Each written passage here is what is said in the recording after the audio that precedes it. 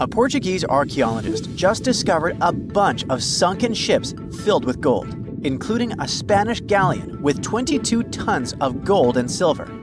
This much gold today is worth about $2 billion, and this is the money from one ship alone. Archaeologist Alexandre Monteiro made this discovery almost by accident. He was studying some documents when he found some information about a ship that went missing in 1615, and he decided he wanted to find it.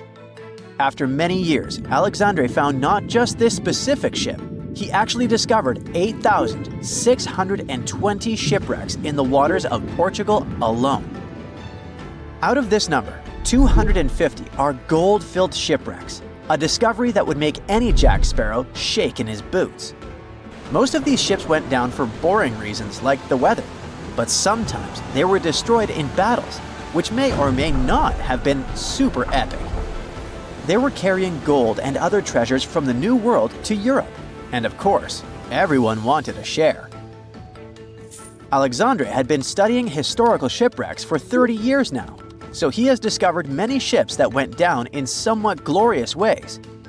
In 1816, for example, a ship of one of the richest men in Portugal sank in Australia, with an insane amount of 66,000 silver coins. This was the first ship from Portugal to ever plunge in the waters of Australia. The bad news is that these ancient sunken vessels, filled with riches and epic stories, are not so easy to reach. They're deep down in the ocean and covered by sand. You could still try, but that would be stealing part of a country's history, and you wouldn't want to be that person, would you? Naturally, Portugal was not the only country that explored the seas back then. The coast of Europe is packed with sunken ships filled with gold. In fact, there are about 1 million historical shipwrecks underwater right now, and the treasures abandoned under the sea might be worth around $60 billion. It's an insane amount of money, but let me tell you that these gold-filled sunken ships aren't really worth the hassle. There are many stories of maritime treasure discoveries that turned into insane lawsuits and even long jail time. Our first story starts in 1746, when a violent storm crashed a ship called Prince de Conti near an island in Brittany. The ship was filled with tea, ceramics, and 100 gold ingots. Of course, the owners of the ship tried to save the loot, but if it's not easy now, imagine how it was back in the 18th century. It took more than 200 years for the vessel to be found. It finally happened in 1975, when a group of French men discovered it and decided to take pretty much every valuable thing they could find. Now, I said these things were not worth the trouble for a reason. In France, if you find anything that can be historical, you must declare it to the local authorities within 48 hours. Fail to comply, and you will be committing something known as a crime. To be fair, our French friends here did declare their findings, but only the corroded cannons from the ship. And the gold? Well, they sold it. Obviously, because each gold bar is worth between $125,000 to $231,000. It took French authorities almost 50 years to retrieve the stolen gold, and they didn't retrieve all of it. Part of it was bought by an elderly couple living in Florida, and the crime is so serious they were charged for connection with money laundering, organized crime, and the trafficking of cultural goods. The poachers also sold some gold ingots to the British Museum collection. Now, let's go back to the 1850s, when a steamer called SS Central America traveled from Panama to California and back again. This was during the Californian Gold Rush, a time when 300,000 people moved to California to dig for gold. Because the travel route was not easy breezy, people needed to carry their gold around on big ships. This is where our friend SS Central America comes in. In 1857, the ship had 578 people on board and about 10 tons of gold. Very few survived, and around $100 to $150 million in gold went down with the ship. All of this explains why in 1988, a group of investors from Columbus decided to finance a research project to find this ship. The research was led by a guy named Tommy Thompson, Tommy was really crazy about the idea of finding this sunken ship filled with gold. It took him years to find the exact location of the SS Central America, especially because the ship was 7,500 feet beneath the surface of the Atlantic Ocean, and retrieving it required a lot of fancy tech. A group of 161 investors paid for his adventure, but it goes without saying that they were not doing this out of love from their hearts. They invested $12.5 million in this project because they were expecting to earn at least 10 times more. But since life is not all sunshine and rainbows, 39 insurance companies sued the research team as soon as they retrieved the gold. Back when the ship was up and running, these companies insured the cargo of the SS Central America, and when the cargo was finally retrieved, more than 100 years later, they wanted to be compensated. They said it was not their job to retrieve it, but that doesn't mean they abandoned it. This crazy talk didn't stick, and 92% of the gold was given to the research team. The plot thickened when the investors were scammed by none other than Tommy Thompson, who fled with $4.16 million. He also had 500 gold coins, but he's not telling a soul where they are. Nonsense like this is the reason why most countries have rules to protect cultural properties. And yes, sometimes shipwrecks can be a cultural property. Obviously, there are many maritime treasure discoveries that happen without breaking any laws. The SS City of Cairo, for example, was a steamship that submerged in 1929 with 2,000 boxes of silver coins weighing 122 tons. A company called Deep Ocean Search retrieved the coins from a depth of 17,000 feet, which is 4,500 feet lower than the Titanic. 34 million pounds went to the UK Treasury, and the Deep Ocean Search also got a share. The good news here is that some of the coins can be bought by collectors, legally. Paying for a treasure is probably the closest you can get to an underwater archaeology find. I know, all I did was destroy your piracy dreams. But while raiding gold-filled shipwrecks may be a crime in most countries, or just financially impossible for us mere mortals, not all hope is lost. There is about $771 trillion worth of gold lying on the ocean floor, and it doesn't have an owner. It's like an underwater gold mine, except the gold is in the water. You know how the water of the ocean is salty? Well, the gold gets mixed with the minerals in the water, so it's not like you stumble upon a gold nugget on the beach. Each liter of ocean water has 13 billionths of a gram of gold, and it's very difficult to extract such tiny particles of gold from the water. But that doesn't mean people haven't tried, and of course, there's been a scam here too. In the 1890s, a guy claimed he had invented a thing that would suck gold from the seawater. When he got enough money, he fled the country with the cash. If you really want to get some gold, you could try to extract it from the Earth's core, which has 1.6 quadrillion tons of gold. There's 16 times more gold in the Earth's core than what humans have mined in the whole of history. No hoax involved here, because nobody has dared to go down there yet. With archaeologists discovering gold-filled sunken ships out and about, maybe we can make our own maritime treasure discoveries, or at least save enough money to buy some silver coins. There's this interesting ancient site near St. Louis, Missouri, that a lot of people don't know about. It's called Cahokia, and it used to be a huge city with up to 20,000 people living there back in the 11th century. It's full of these massive earthen mounds that were built by hand, and the biggest one is still there today, at the Cahokia Mound State Historic Site. Even though we don't know everything about this civilization, researchers have been able to piece together some information from the remains they've found. For starters, they found some pretty old teeth at this site. After studying their appearance and structure, scientists suggest that a lot of different indigenous groups lived there. About a third of them came from other areas in the middle of the continent, which they figured out by studying the different levels of various substances in the teeth. And get this, the way the mounds are arranged shows that this was actually a planned-out city, not just a bunch of villages grouped together. The rulers lived on top of the mounds, while everyone else lived in other structures. It's amazing to think that they were doing things like farming, hunting, logging, pottery, and weaving, all within this one giant city. Right in the middle of Cahokia, there was this giant mound that was about 100 feet tall. And around it, there was this huge wooden fence. Inside the fence was the city center, which had a big open space called a plaza.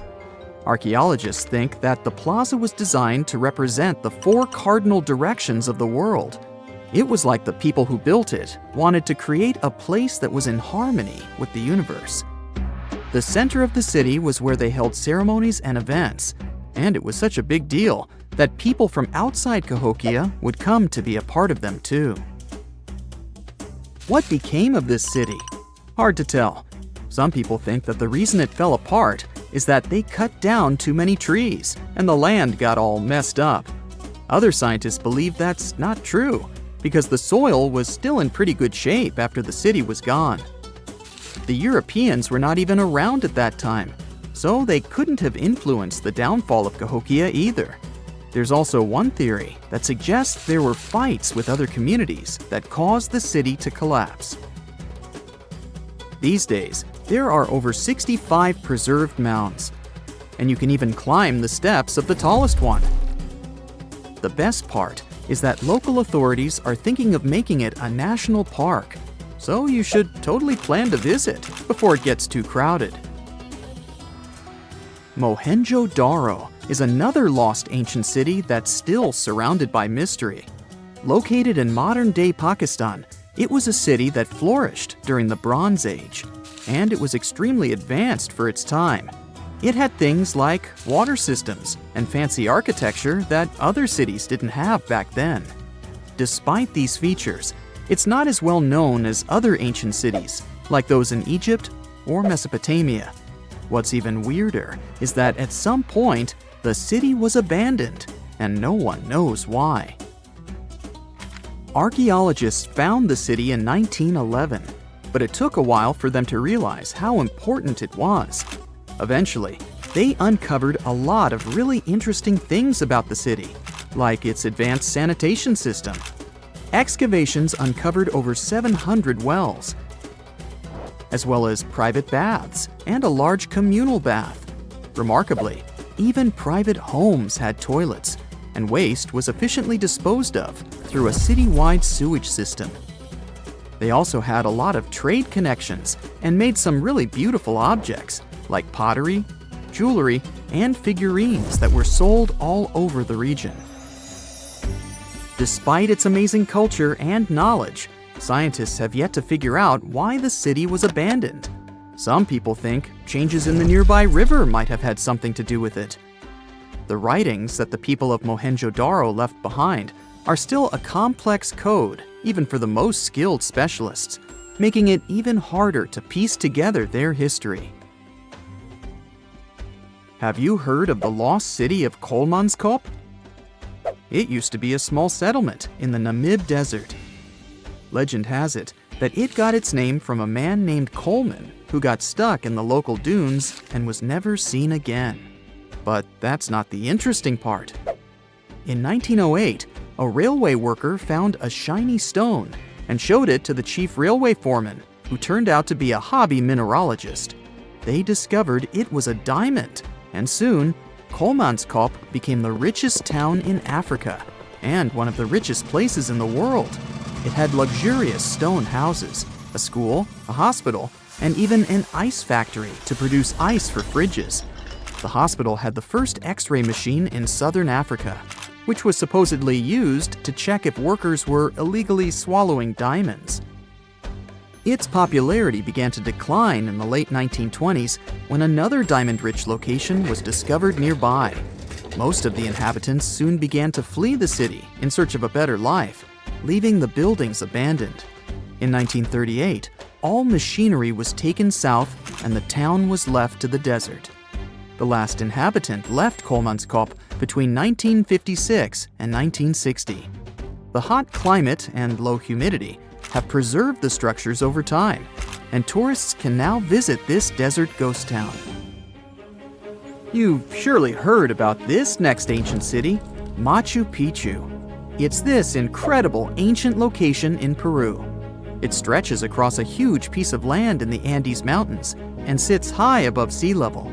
It's even considered one of the wonders of the modern world. But here's the thing. Scientists aren't exactly sure what it was used for. It could have supported up to 750 people, but there aren't a lot of human clues left behind. Some people think it was more of a spiritual or ceremonial place, while others believe it may have been like a fancy spa retreat for the nobles. The extensive terraces might mean it was used for crop testing or as a trading hub.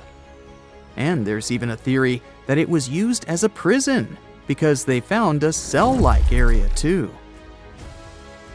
It's amazing that even today, archaeologists and historians are still puzzled about how it was built.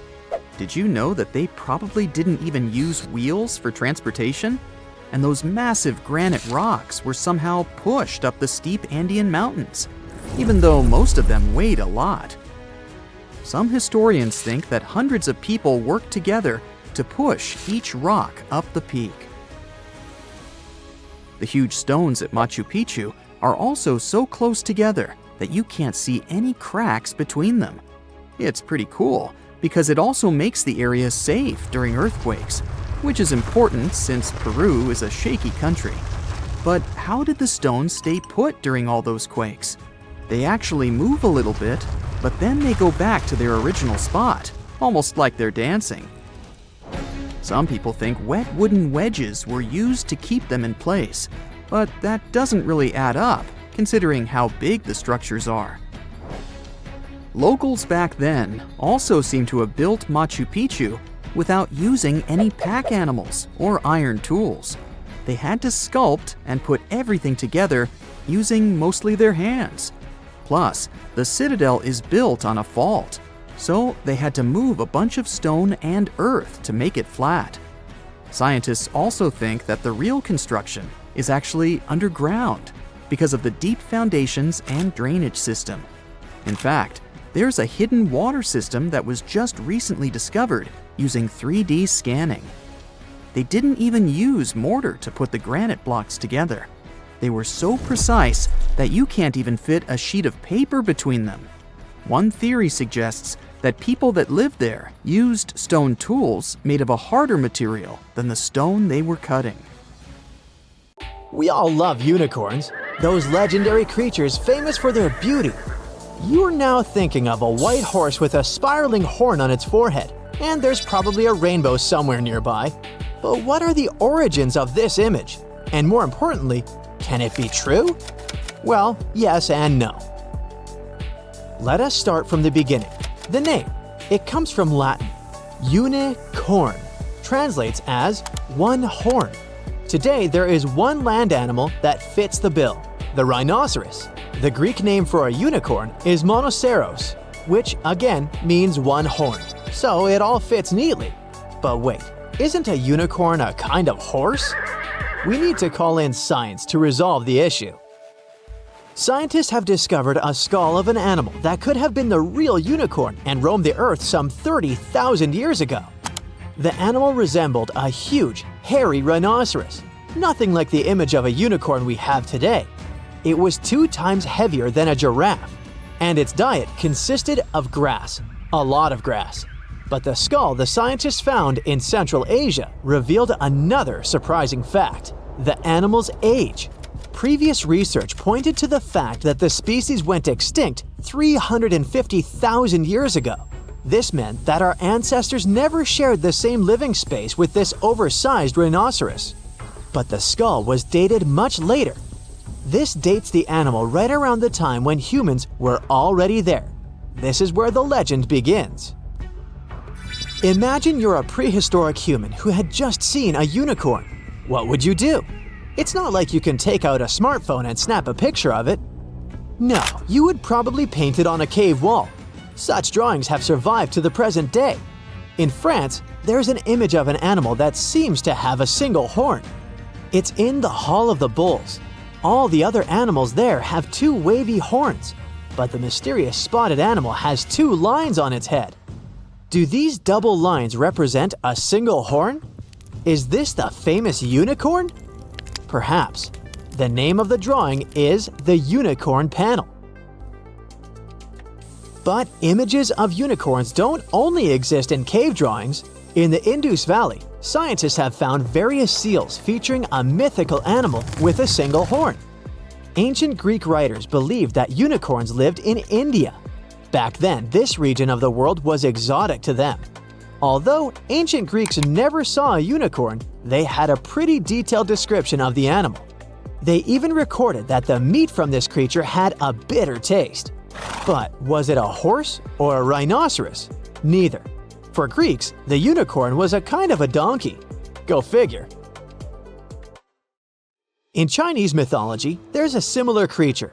Its name translates into English, means male-female. The animal's description resembles a unicorn. A single horn on its forehead, the tail of an ox, and the body of a deer. It feeds on vegetation, just like the ancient rhinoceros from Central Asia. When the first giraffe was presented to the Ming Emperor, they described it as a unicorn. The ruler concluded that the animal definitely wasn't the mythical unicorn, but the legend lived on in that part of the world. The modern Japanese word for giraffe comes from the Chinese word for the unicorn-like creature. Ancient Persians also knew about the existence of unicorns. There's a picture of a unicorn in their capital city, but the fun part is that it has two large wings. Seems odd, but the Persians also never saw a unicorn in person. For them, like for the Greeks, it was a being that lived outside the known world. That's the reason why we're so fascinated by unicorns today. We find accounts of such creatures in the writings of Aristotle and even Julius Caesar. These famous people claimed that animals resembling unicorns lived in the forests of Germany. The modern image of a unicorn originated in the Middle Ages and the Renaissance in Europe. People back then had quite the imagination. They showed unicorns in book decorations.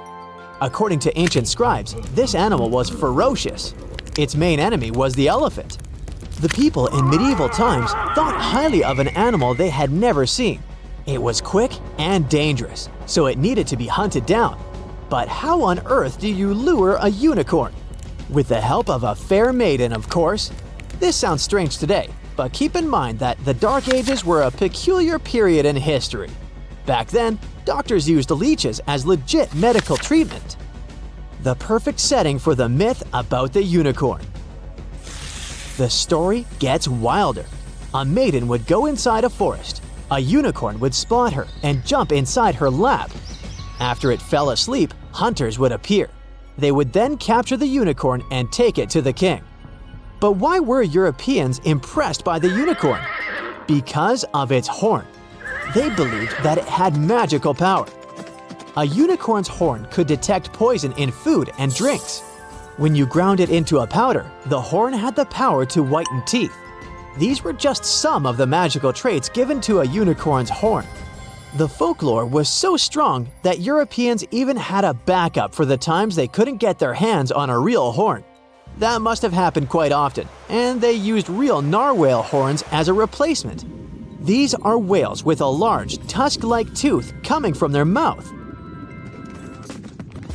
In England, the unicorn was a symbol of something you could never see or catch. In the 16th and 17th centuries, it became associated with imagination. That's when the rainbow came into the picture. The Victorians were the first to connect the symbol of a rainbow to the unicorn. Its first appearance in fantasy literature was in the novel Through the Looking Glass for young readers. That was the sequel to Lewis Carroll's more famous work, Alice in Wonderland. The unicorn now stood for hope and purity. Still, there were no recorded sightings of the animal in real life. At least none that could be confirmed by science. In 1663, a German scientist claimed to have found a unicorn skeleton. The story seemed too good to be true, and it was. Someone made the skeleton from the bones of various animals and tried to pass it off as a unicorn. Today, the fake skeleton is displayed in the local Natural History Museum. The people weren't gonna give up and searched for unicorns everywhere they went. In the 20th century, a British explorer discovered a new species in Africa. It had a small bump in the corner of its head.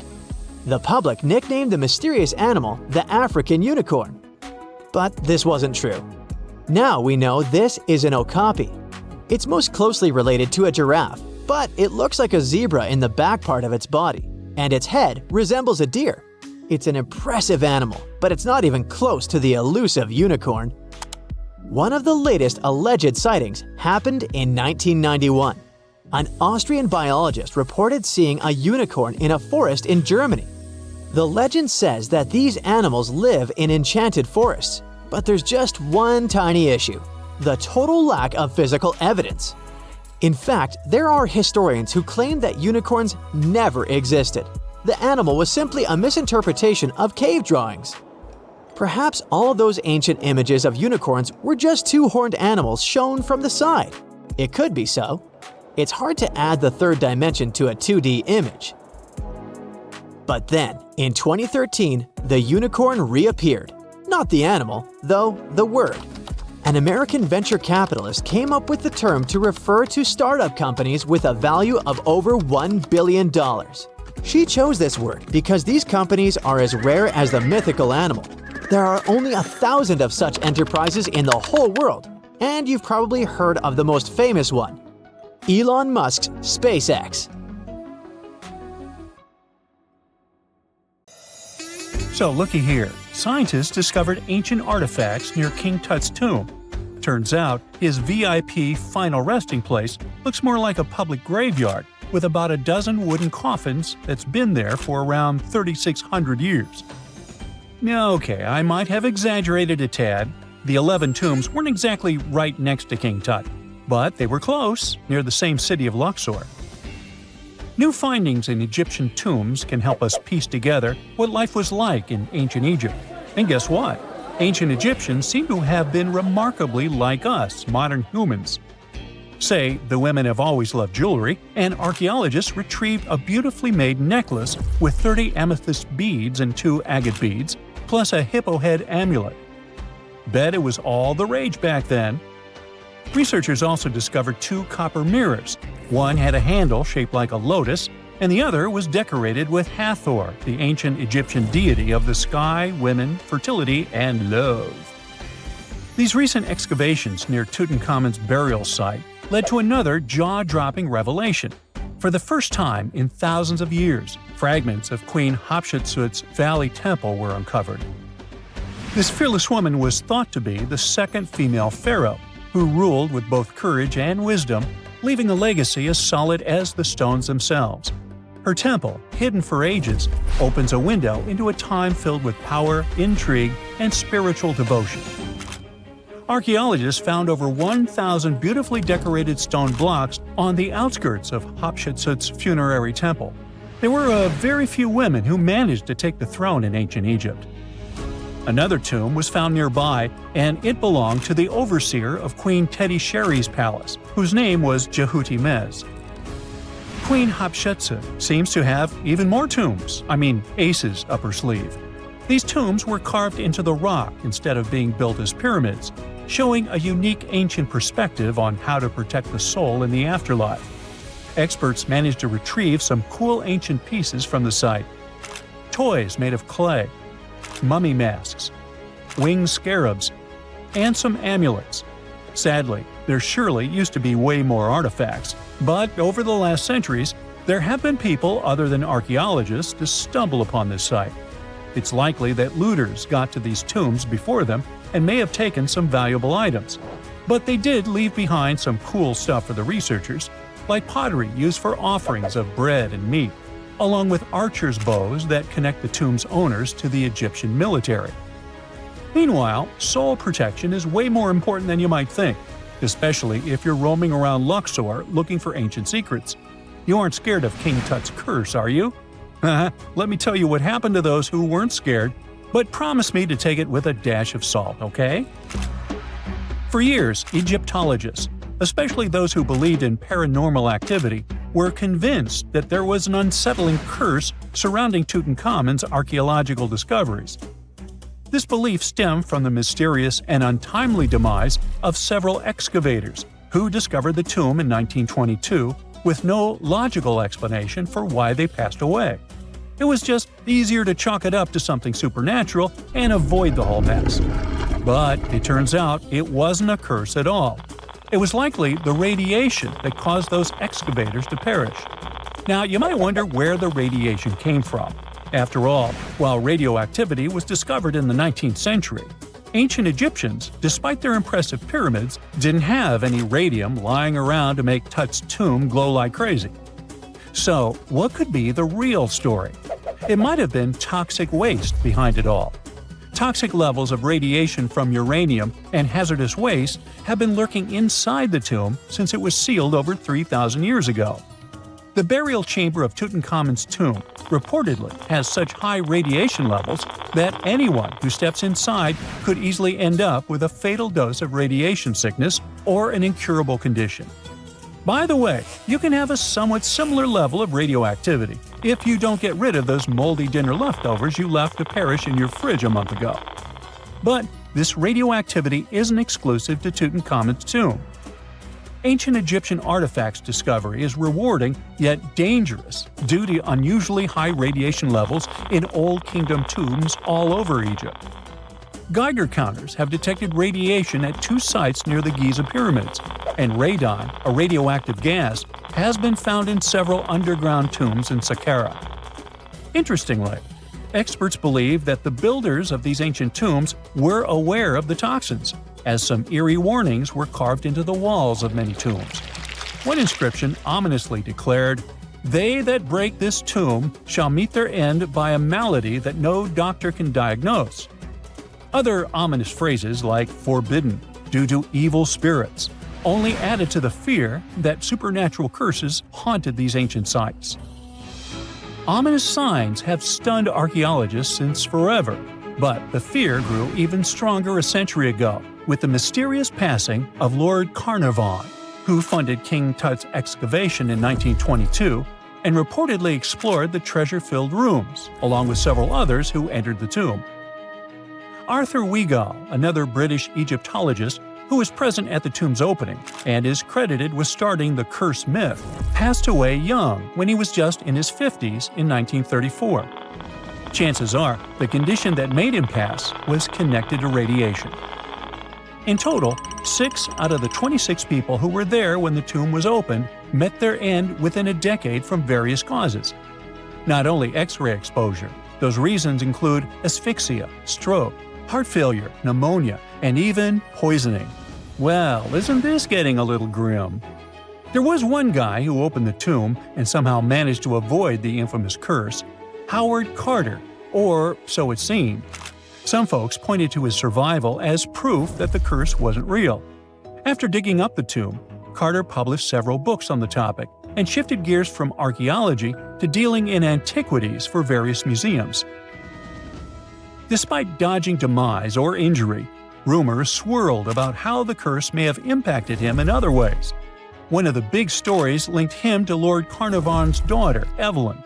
Some said he was madly in love with her, but she married someone else, so he chose to stay single.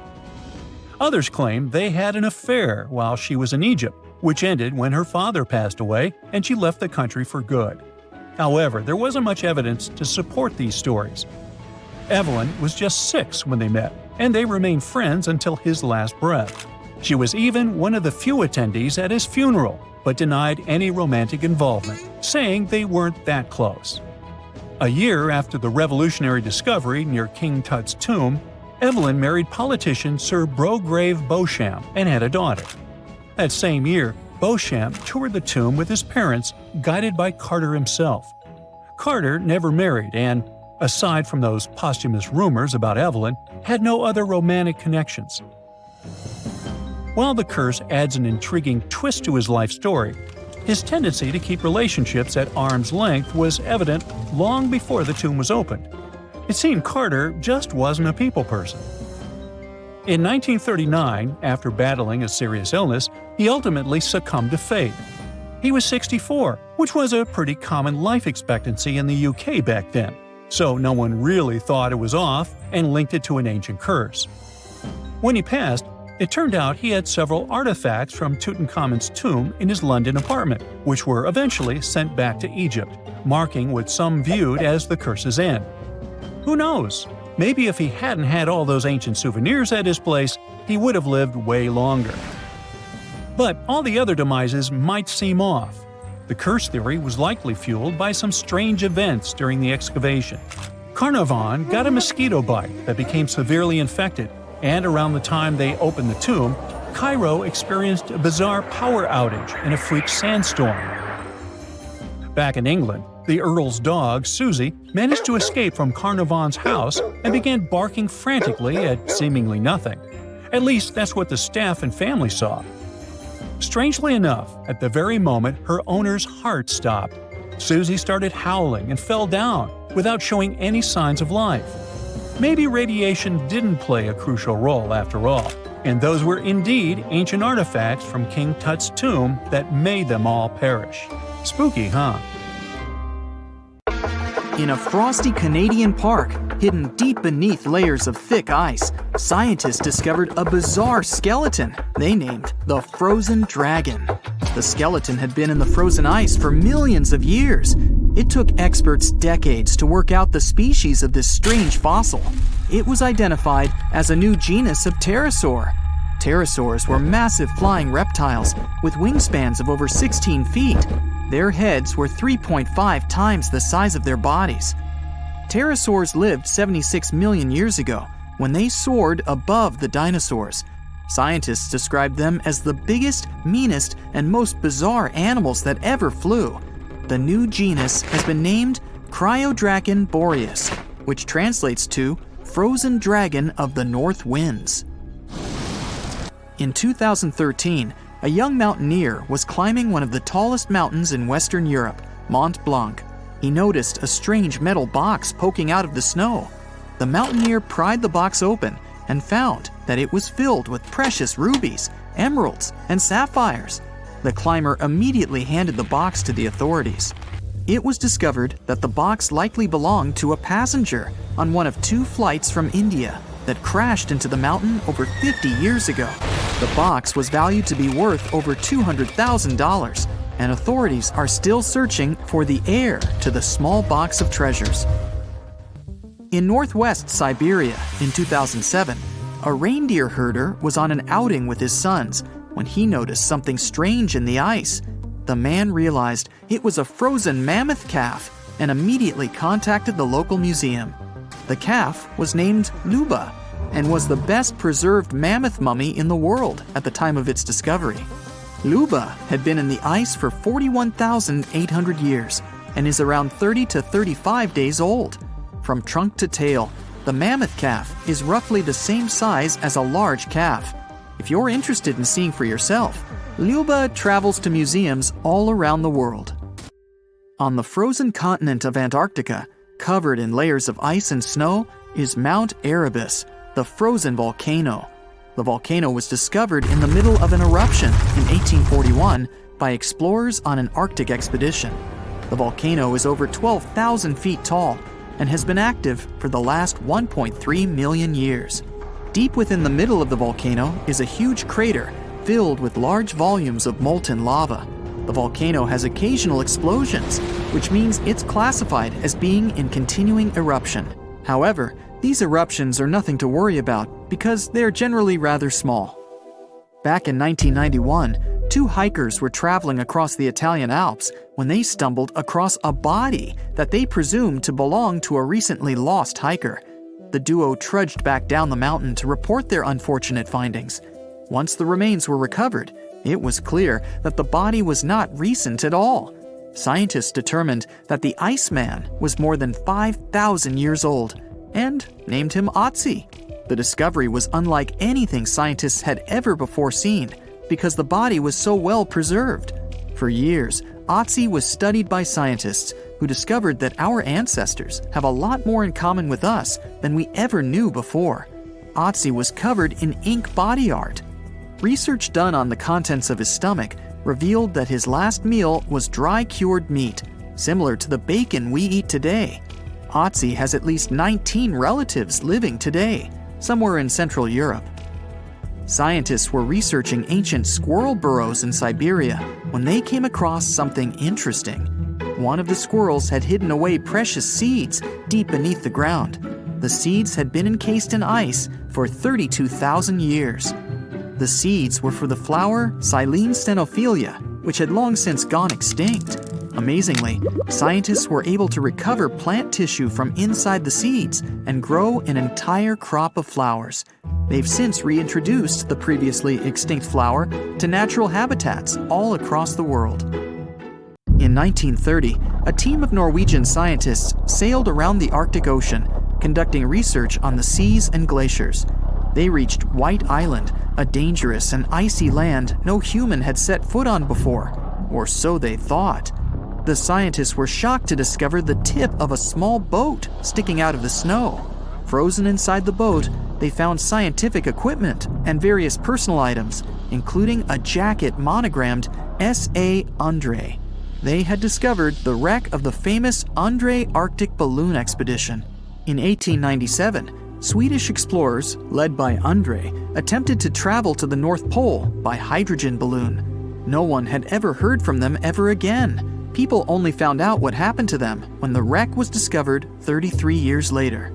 It turns out that the balloon had crashed on White Island only 2 days after departing from Sweden. The explorers traveled along the island on a small makeshift boat, but were unable to make it any further. The best preserved woolly mammoth ever found was discovered in an area of permafrost in Siberia in 2010. Scientists named the frozen mammoth Yucca, after the small village near where it was found. Yucca had been frozen for 39,000 years and is thought to have been around 6 to 8 years old. Because Yucca is so well preserved, it has been studied for years and provided new information about mammoths. In 2019, scientists reported that they were able to activate cells taken from Yucca's tissue.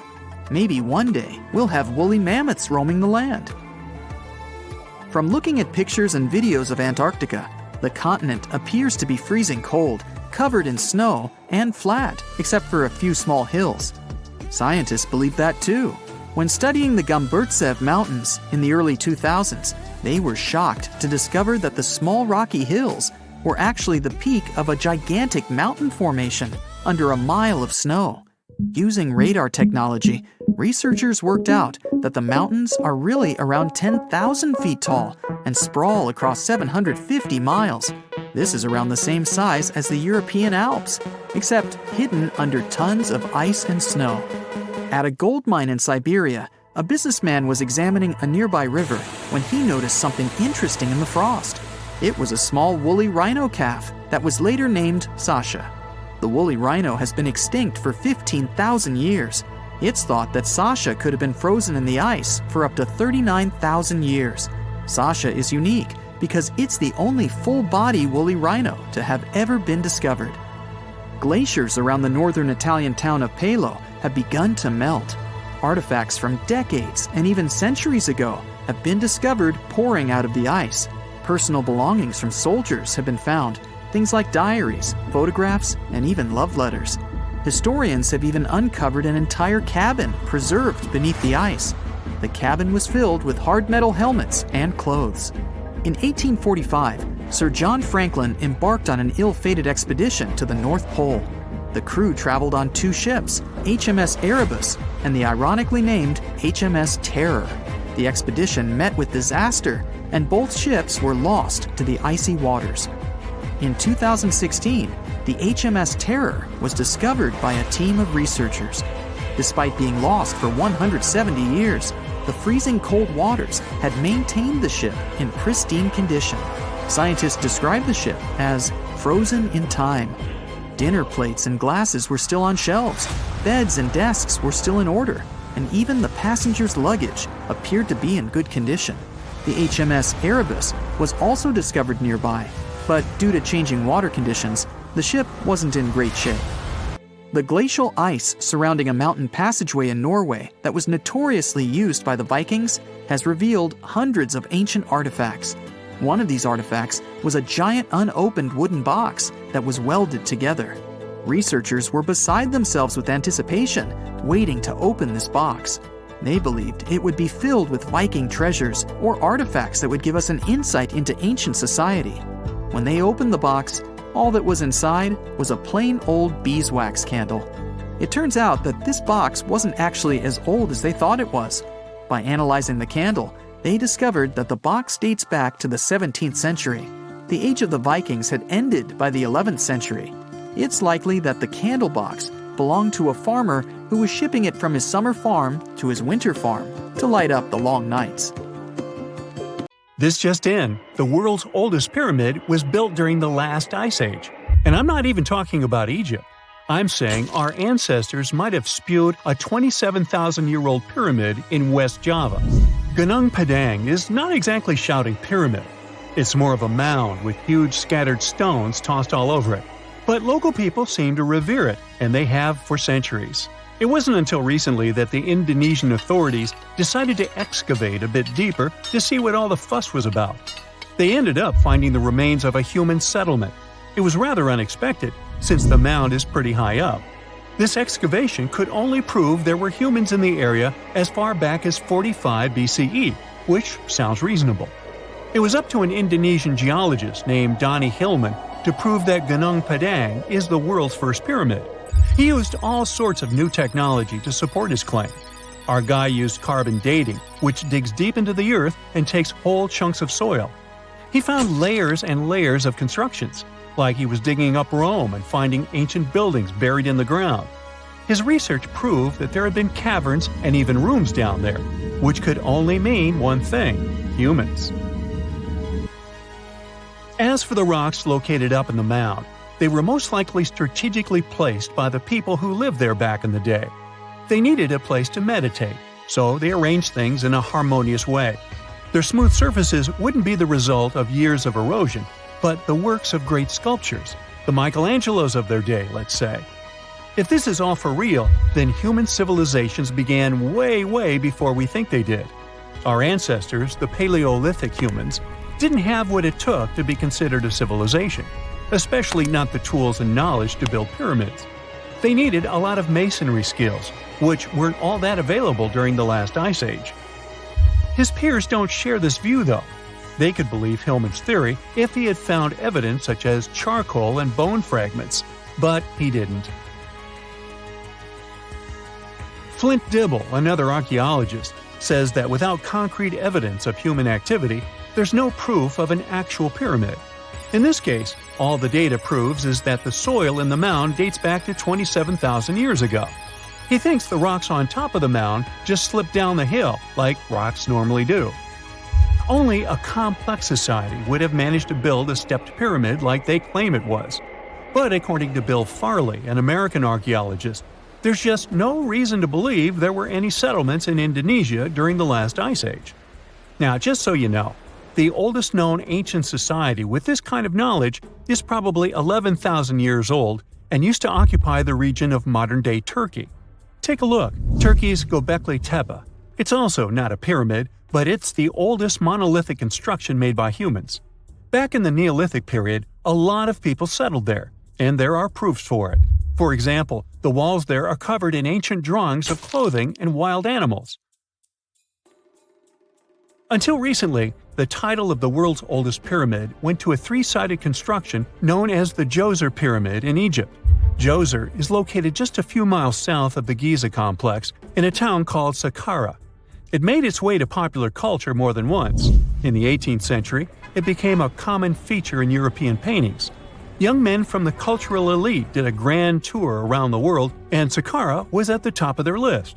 It was also featured in the video game Assassin's Creed, with a digital representation way more accurate than many historical drawings of the thing.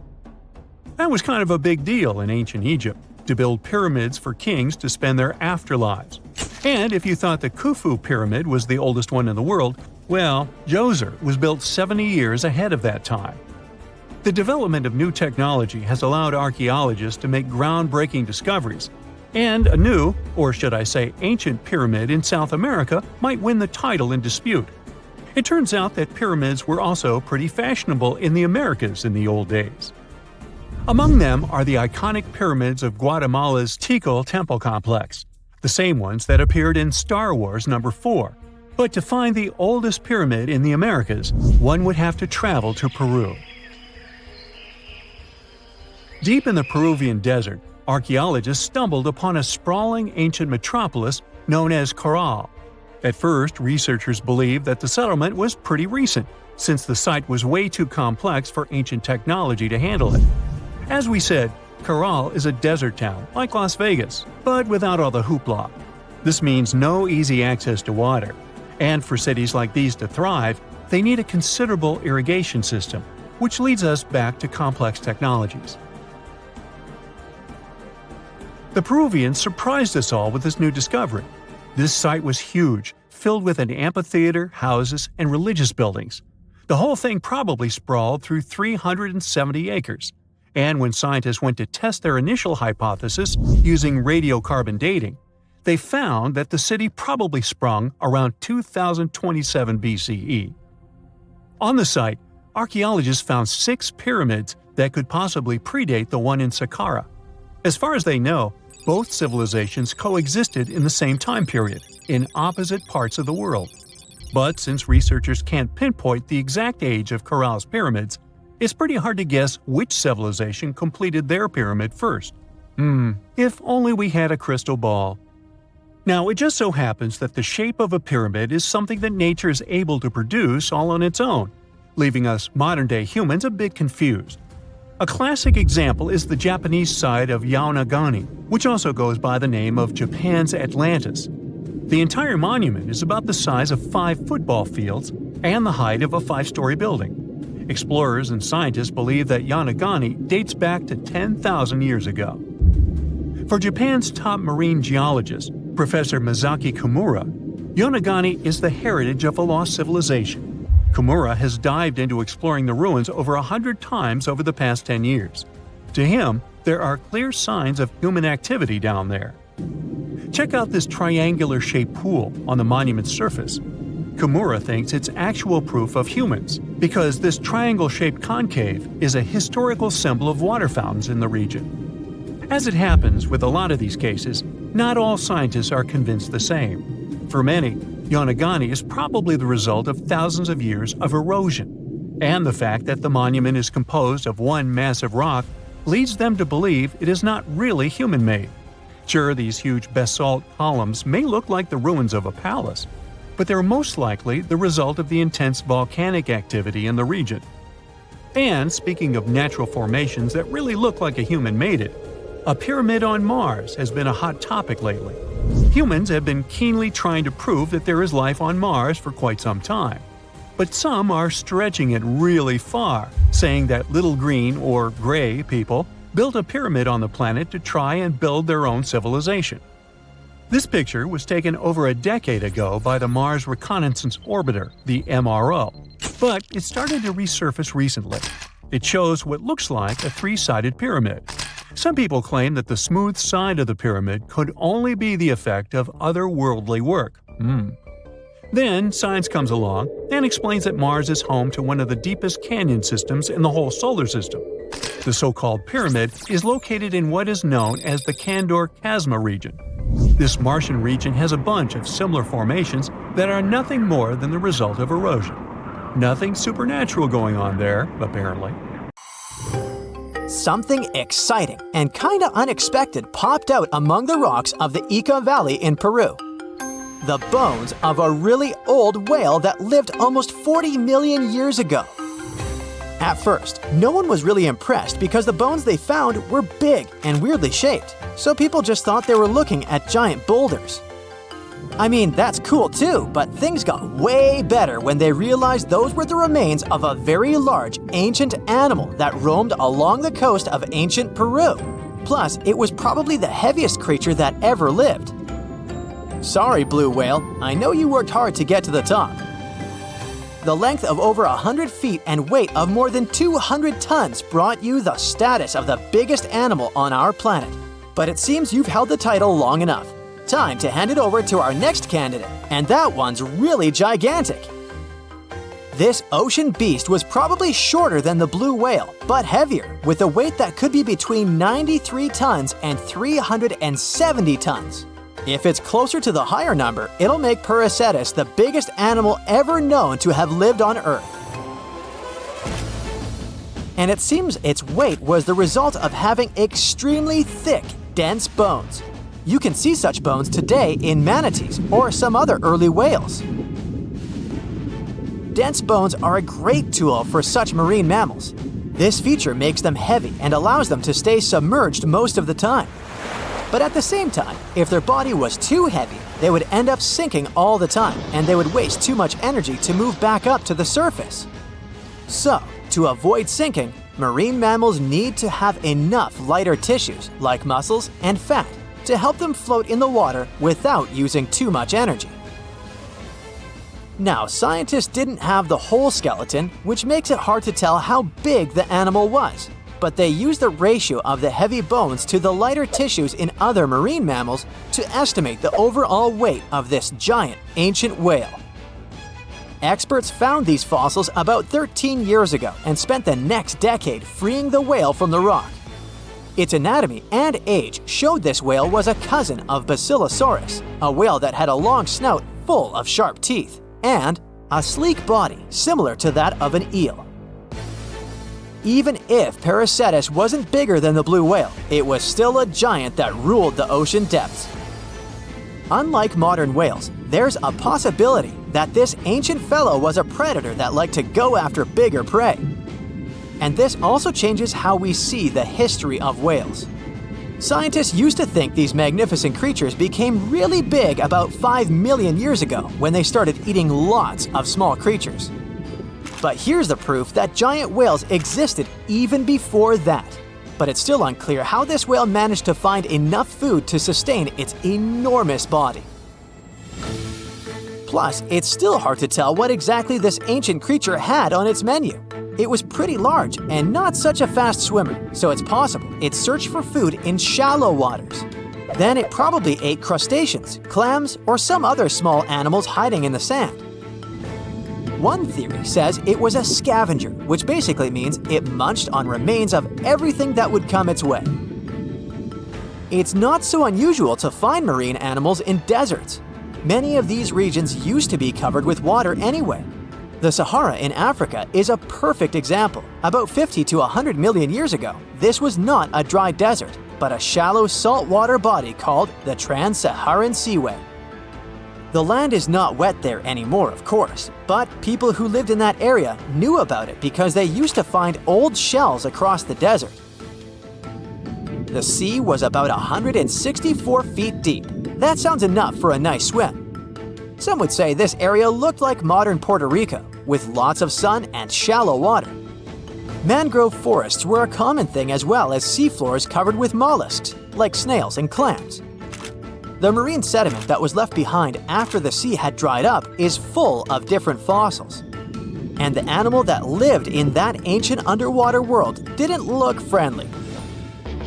Plus, they were much bigger than their relatives from modern times, so a regular-sized human would end up as a snack, not even a whole meal. Normally, when animals live on small islands, they can become much bigger than their relatives from the mainland. This is something we call island gigantism, and it happens because there are more resources or fewer predators on islands. Maybe the same thing happened in the Trans-Saharan Seaway. Even though it wasn't an actual island, the water moved in and out, which created little pockets of water. And specific conditions in these pockets might have helped animals grow bigger. So we're talking about giant sea snakes, catfish, and fish that no longer exist today. One had incredibly strong jaws, and the animal used them to eat hard things and even crush shells. Their teeth showed they were fierce predators other animals had every reason to be afraid of. They went through some changes when it came to diet, similar to some types of piranhas. And the competition to get to the top of the food chain wasn't a joke. Not when there were also such large predators as sharks, crocodiles, and ancient relatives of elephants. Sahara went through different phases. If you could use a time machine and take a peek at Earth's largest hot desert as it was about 6,000 years ago, you wouldn't have to struggle with sand and heat. You'd have a nice walk through a green and pretty lush place. In the past, people who lived in that area didn't leave drawings on cave walls that showed camels, sand dunes, and scorpions. All those things you'd see in today's Sahara. Instead, they drew crocodiles. That's additional evidence that the Sahara used to have a lot of water and plants, enough to support these big yet scary animals. Around 3 billion years ago, Earth might have been mostly covered with water. Today, it's about 71% of its surface, but it seems that our planet used to be a giant ocean world with no continents at all, just some scattered islands. Scientists studied special rocks in Western Australia that formed in a place deep under the ocean called a hydrothermal vent system. To explain this better, it's important to mention two common oxygen types, O16 and O18. O18 is heavier because it has extra neutrons. O16 evaporates from water more easily, and as researchers studied an old ocean floor, they found a lot of O18, more than in today's oceans. This way, they realized ancient Earth had less dry land than Earth today. Australia is a good spot to conduct these studies because a long time ago, it also used to be a beautiful place with large animals and lush rainforests. But as time went by, the land became drier and Australia had more deserts formed, such as the Great Victoria Desert. Rainforest remained only on the edges of the continent. What happens with deserts across the globe is called desertification. That's when land that used to be good for growing things turns into a desert or something similar. Our planet changes over time, together with its climate. But desertification also happens because of human activities, like mining, farming, and building cities. And when land turns into a desert, it's a problem because it can't support people and animals anymore. Food doesn't grow there. There's not enough clean water, and animals lose their homes. To help with this problem, there's a plan many countries agreed to. They decided to work with farmers to take care of the land, fix damaged areas, and manage water better. All in all, to make our planet a better place for life. You know, scientists make discoveries that change the world, but even they can face mysteries. Here are 10 things that have baffled scientists. Imagine that you constantly hear a low-frequency hum, and no one can trace its source. Roughly 4% of the world's population hears the hum. It's a geography-free sound. I mean, people all around the world hear it, so the name varies from Tao's hum to Auckland hum, depending on the region where it gets generated. The sound is just on the threshold of human hearing. People hear it less when they're outside, and it gets louder indoors, especially at night. What's even scarier is that you cannot unhear it once you've heard it. Some folks say it started in London around the time of Charles Dickens, who wrote A Christmas Carol, and the low-frequency sound actually comes from the humbug. Or not. Actually, the earliest cases were recorded in Bristol, UK, dating back to the mid-1970s. Scientists have various theories about where the hum comes from and why only some people can hear it, yet they don't have a clear answer. It could occur when ocean waves move along the ocean floor. They shake the Earth when they collide with continental shelves. Or this might be happening because of volcanic eruptions and earthquakes. Oh, and how about ultra-low frequency radio signals used to communicate with submarines or even 5G? Upsweep is another type of unidentified sound. It was discovered in 1991 in the Pacific Ocean. The sound is high enough to be recorded throughout the ocean. Scientists theorize that the sound could be related to underwater volcanic activity. Interestingly, the volume of the sound has been diminishing compared to its volume when it was first discovered, yet it still can be detected. Plus, it's seasonal. It reaches its highest volume in spring and fall. Is it related to seasonal changes? No one really knows for sure. The next mysterious thing is a cone-shaped monument found in the Sea of Galilee in Israel. This monument was discovered accidentally by sonar scanning in 2003, but the findings were published only in 2013. The monument weighs 60,000 tons. It was once submerged by rising waters. Archaeologists say the monument is enigmatic because they can't figure out where it's from. They don't know what it's connected to or its function. So this big and unusual thing remains a mystery. Now let's move to Göbekli Tepe, Turkey. This place offers you one of the most archaeologically significant sites in the world. Why is it important? Well, it has massive carved stones about 11,000 years old. To put it in perspective, they're 6,000 years older than Stonehenge. Ancient people placed these stones before they began farming or crafting metal tools or pottery. So the existence of this place goes against the chronology of civilization we're familiar with, where people farmed first and built second. Apparently, it wasn't like that. In any case, a good question is, what was the purpose of this site? Was it built to worship some spirits? Yep, archaeologists believe it might be the world's oldest temple. Okay, say this with me. Paleodictyon notusum. Yeah, I know it sounds like a chemical formula. This is a living fossil found deep down on the ocean floor. A creature makes these hexagonal burrows, that for sure. Yet scientists can't identify the artist. Now, what do I mean by living fossil? Well, Paleodictyon notusum is a creature believed to produce a burrow nearly identical to Paleodictyon fossils. Is it a worm-like animal that made them? Scientists don't know. One thing is clear, this isn't some random stuff created by geological forces. Now, speaking of fossils, take a look at this giant one.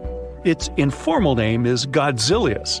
It was discovered in 2011 by an amateur paleontologist. This is a scientist who studies the history of life on Earth by analyzing fossil records. Anyway, back to Godzillius. It's almost 7 feet in length and 9 feet tall if you were to measure it upright. This fossil is 450 million years old, coming from the time when Cincinnati was underwater. It might be a fossilized algae mat, but some scientists have different opinions. This is a massive tunnel found in South America. The tunnel is at least 8,000 to 10,000 years old. At first, researchers discovered a couple of colossal burrows. They were enormous and neatly constructed. Geologists were amazed, saying they had never seen such structures before. There's no known geologic process to explain their formation. I mean, researchers have known about the burrows since the 1930s, but back then they believed that these tunnels were just some sort of archaeological construction, until they discovered huge claw marks on the walls and ceiling. They reasoned that some extinct species could be the ones to have left these marks. Many geologists strongly believe they found the burrows of giant ground sloths and armadillos. The structure is the largest known burrow from the Paleolithic age in the Amazon. Yet experts have many questions. How come such a deliberate-looking structure could form naturally? A researcher then discovered another strange cave. This one was hundreds of miles away from the massive tunnel. Fast forward, there are now more than 1,500 burrows from the Paleolithic age found in Brazil. What's even more interesting is that some of these caves are connected to tunnels that sometimes lead to chambers. I'll continue with a natural phenomenon. What if I told you that every year, especially in October, fireballs appear on the Mekong River in Thailand? According to legends, Naga fireballs are a call for Buddha to return to Earth, and river serpents are the ones making these calls. Well, that's a myth, but what does science say about it? Is it related to a flammable gas? There are no clear answers yet. These fireballs appear to rise from the water. They can go as high as almost 990 feet. They're like fireworks, disappearing rapidly. They typically glow with a reddish or orange color.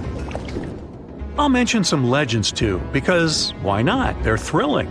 And it would be a shame not to include the one about the lost city of Atlantis. As you may know, the legend says that Atlantis submerged into the ocean around 11,000 years ago. Since then, not just scientists, but also treasure hunters and philosophers have been searching for the lost world. Could Bimini Road be a trace? In 1968, a diver found strange stones off the coast of North Bimini Island in the Bahamas. The stones look human-made. It's like they were evenly spaced out and laid in an orderly row. It baffled scientists, but not for long. Carbon dating analysis of the blocks revealed that geological forces created the road naturally. There weren't any tool marks or signs indicating that the blocks had been stacked or something. The research is continuing, but yeah, scientists generally believe that the rocks were created by erosion. Well, I guess the time of Atlantis hasn't come yet. Okay, picture this. You're wandering on the beach, and you see dozens of octopuses walking past. In 2017, a group of people from Wales witnessed exactly this. Why did these creatures come out of the ocean? No one knows the answer. The group reported that they had seen 20 to 30 octopi crawling on the sand. The people looked for some signs of injury, but found nothing. They said that they had carried the animals back to the ocean. Interestingly, these creatures kept crawling onto the shore when people were asleep. Experts say that it's hard to be sure of the reason that pushed the animals to the beach without conducting a physical examination. They're still speculating about the reason behind this unusual and rare occurrence. Could it be overcrowding? Furthermore, the octopi were well armed. A separate study points out that the more fishers hunt large animals that feed on octopuses, the more the octopus population grows. Maybe that's why these creatures have to go farther to find food or shelter. But without proper research, these are only theories. There's a lot we don't know about space, too. So here's a bonus fact about the yellowish source of life in the solar system. Scientists have discovered a new type of wave inside the sun. These waves move in the opposite direction to the sun's rotation. Plus, they move super fast, so fast that it's beyond our understanding. Researchers have different theories about the function of the waves. If they figure out their role, this could give them additional insight into the processes happening inside the sun. And yes, the octopi were well armed. If you come across a well in Portugal, resist the temptation to gaze into its depths. The inverted tower in the enigmatic city of Sintra sends chills through those who encounter it as it spirals down a daunting 88 feet into the underground. It certainly wasn't designed to collect water, yet its true purpose remains a closely guarded secret. Dating back to around 1904, this well could have been involved in a mysterious initiation tradition from the Knights Templar. The Templars had faded into history almost 6 centuries before the construction of this pit, but their enigmatic traditions were revived by later generations. So one theory says that candidates seeking to join the group back then had to confront their deepest fears by facing this well, descending its spiral staircase blindfolded. When they reached the bottom of the inverted tower, they removed their blindfolds and were faced with this frightening sight. The only way out of this dark labyrinth was to keep looking up and following the light. Now imagine yourself browsing the shelves of a used bookstore until you find a book with an alphabet you've never seen before. You decide to use an image translation app but find no matches. Intrigued, you buy the book. Then you show it to your friends and family, but nobody recognizes that alphabet. Rare book dealer Winfried Vonnig probably experienced the same frustration back in 1912 when he acquired what would later become the most enigmatic book in the world. The work is known today as the Voynich manuscript, and it's written entirely in an unknown language that no one has deciphered yet. The pages of this 15th century codex are filled with botanical drawings, but these aren't typical daisies or roses. In fact, they don't resemble any plant species that we know of. What makes things even stranger is the illustrations of unfamiliar constellations and women swimming in green baths. Delving deeper into the realm of mysterious texts, we set off on a journey to the Qumran Caves near the Salt Sea in the Middle East. In 1952, a team of archaeologists stumbled upon 2 scrolls made of highly oxidized copper at the site. Unrolling them was a major challenge, so they decided to cut the scrolls into 23 parts to investigate them. Imagine their surprise to see Hebrew words like gold and silver popping up. But no, it wasn't an ancient invoice. It was more like a treasure map, pointing the way to over $1 million. Unfortunately, the treasure was never found. Not for lack of trying, though. You see, the quest isn't as easy as it may appear. Some of the Copper Scroll's vocabulary is technical, and some geographical locations remain a mystery. There's also one last possibility. Perhaps it's all a work of fiction, like a pirate tale from the old days. People talk about Mona Lisa's almost haunting stare that seems to follow you no matter where you stand. But here's a quick question. Does she have eyebrows? You got it right if you said no, and her complete lack of eyebrows adds another layer of mystique to her gaze.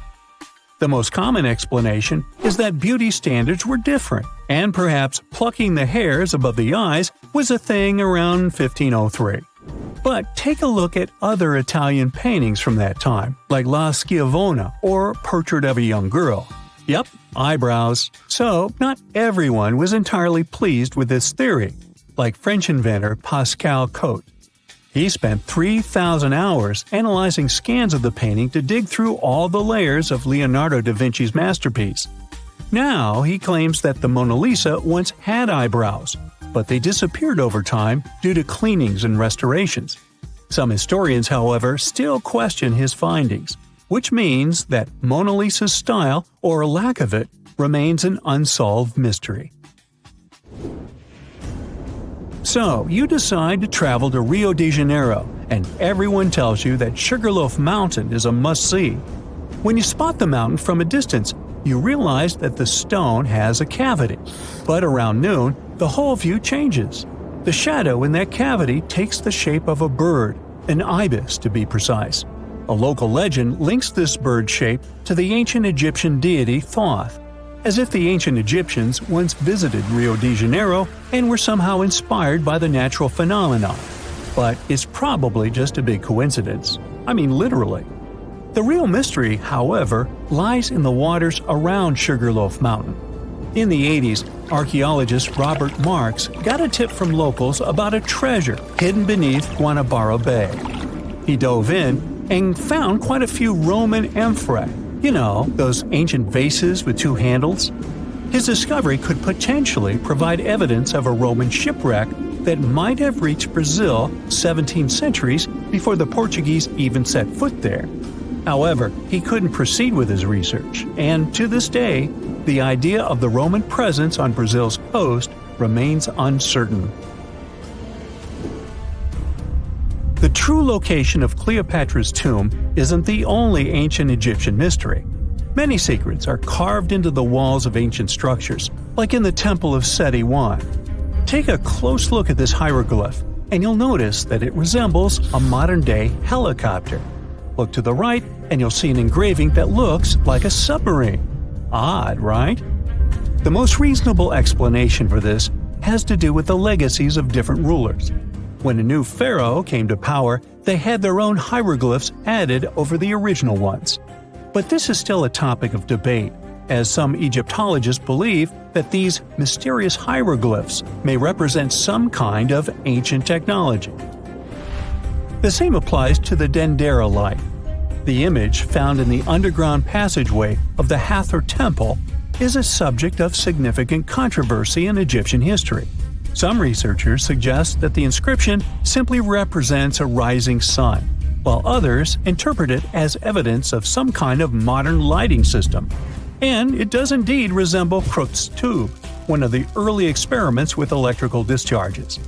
Although there's no concrete evidence of ancient Egyptians having modern electricity, some historians believe that this theory could help explain why many discovered tombs don't have any residues left behind from the use of oil lamps or candles. A lot has been said about the mysterious pyramids of Egypt, but many people tend to forget that other inexplicable structures had already existed even before them. Our next stop takes us to Turkey. The top of a hill known as Göbekli Tepe, near the city of Urfa, holds an ancient secret. It features more than 20 circular stone enclosures dated back over 11,000 years. Many of these have heavily carved stone T-shaped pillars adorned with airy human figures with folded hands. The most accepted theory is that it's the world's first temple, likely used for rituals or social events. But the greatest mystery lies in how it was built, as this site existed before the domestication of animals or the use of metal tools. So the construction must have been very difficult, challenging our understanding of the historical timeline. Now, I hope you're not afraid of heights, because we're about to take a flight over the Nazca Lines. You've probably already heard about these massive, mysterious drawings etched into an arid region of Peru. They come in many different shapes, like a spider, a monkey, and even a Google-eyed ET that is probably just a fisher. Anyway, this story got some fresh chapters in 2022 when an additional 168 new drawings were discovered. The original ones could only be seen from the air, but these new ones are much smaller and can be observed from the ground. However, one thing they have in common is that their purpose remains totally unclear. Some might call them the largest-scale calendar in the world. Others suggest that they served as a tool for agricultural purposes. Of course, many theories have emerged in an attempt to give the Nazca Lines a meaning, but the truth is that they remain some of the most important unsolved mysteries in history. Stonehenge took approximately 20 million man-hours to build. For comparison, an average human doesn't live much over 700,000 hours. This is Jack, one of the first builders of Stonehenge. Let's say Jack lived to be 80 years old, which is extremely improbable, but it makes it easier for me to crunch the numbers, thanks. If Jack had spent his entire life, from age 0 to age 80, working on the Stonehenge project, it would have required approximately 28.5 generations of people doing the same thing to complete it. That's next to impossible. To make it more plausible, let's multiply that by 2. After all, Jack wouldn't want to dedicate his entire life to moving stones, and he didn't live to be that old. Thus, we arrive at around 57 generations needed to build Stonehenge. That's not enough room on the screen for me to introduce John, Jack's great-great-great-great, you get the drift, grandson. So it all began around 5,000 years ago with just a simple circular earthen bank and ditch. Fast forward to around 26,000 BCE, and the builders replaced that initial structure with a complex arrangement of wooden posts and brought in around 80 dolerite bloom stones from Wales, which were rearranged at least 3 times. Then, a few hundred years later, they added those massive sarsen stones, each weighing around 25 tons. These enormous sandstone blocks were transported about 19 miles to create a continuous outer circle, with 5 trilithons, 2 upright stones topped with a lintel, forming a horseshoe shape inside. It was a millennium-long building process that demanded years of hard work. So, people must have lived nearby, right? But how would they have found shelter back then? Today, we have houses for builders on site, small accommodations that serve as temporary housing. But structures like this definitely didn't exist when Stonehenge was constructed, did they? Well, actually, they existed, and some recent archaeological digs near Stonehenge prove it. Archaeologists found this Stone Age eco-home, which is a huge deal since it's one of the earliest settlements in the area. This newly uncovered Mesolithic home dates back to around the year 4300 BCE. Let's take a closer look at this house, shall we? Now, for the walls, people back then used a large fallen tree, its trunk to be more precise. These wooden walls were reinforced with flint, and they even lined the pit left by the uprooted tree with cobblestones. To create the roof, they opted for animal hides, which sounds like a wise choice. They must have provided protection against the unpredictable weather of the British Isles. Now, you might be wondering, the weather in Britain is indeed unpredictable, and it has been that way since time immemorial. So, how did the builders manage throughout most of the year, particularly during the winter months? Well, the answer is simple. There was a hearth on site, which isn't surprising, but the system they employed was quite ingenious. A hearth inside the house would have posed too great a risk. Yet bringing hot stones into the dwelling was perfectly safe. While they were hot, they couldn't ignite the building. So they used these stones from the hearth as a heat storage system to keep warm at night. And as a final touch, they even incorporated various stones for decoration. They didn't exactly get a Pinterest house, but it added a touch of elegance for sure. And if you think this discovery is merely about the houses, think again. It significantly changes our understanding of how people lived during that time. This discovery places them in an important prehistoric setting right at the start of the Neolithic area, sparking some interesting questions about whether these early folks could be related to the people who built Stonehenge. But there's a big worry. Experts are concerned that this significant find, along with other buried archaeological sites, could be at risk if the authorities go ahead with plans to build a tunnel to reroute the A303 away from the World Heritage Site. Sure thing the house the scientists found wasn't in perfect shape, and it lacked some crucial elements people use for living. Some of them decayed over time, while others were simply absent. So the scientists took 20 tons of chalk, 5,000 hazel rods, and 3 tons of straw, and used all this to recreate the 4,500-year-old design houses. These new buildings are located close to Stonehenge, which is incredible since in this area, planning permission for even a new cowshed is problematic. So, what are these houses like? Well, first off, there are 4 of them, and they're oval-shaped. They're built on the foundation of real houses that stood there about 4,500 years ago, just around the time the Stonehenge Eco House was going up. The houses aren't very big, they're single-room structures. When it comes to dimensions, it was straightforward to estimate since we could gauge the size of the roof and the height of the walls based on the foundations. Each side measures about 16 feet. However, the roof structure remains a bit of a mystery. There were a few differing thatching techniques back then, so pinpointing the exact method used for these dwellings is kind of a guessing game. For now, we think it involves knotted or tied straw carefully secured onto a hazel-woven frame. When fires are lit, the smoke from the hearth wafts up through the thatched roof. Now, remember those 20 tons of chalk? That was needed for the floors and walls.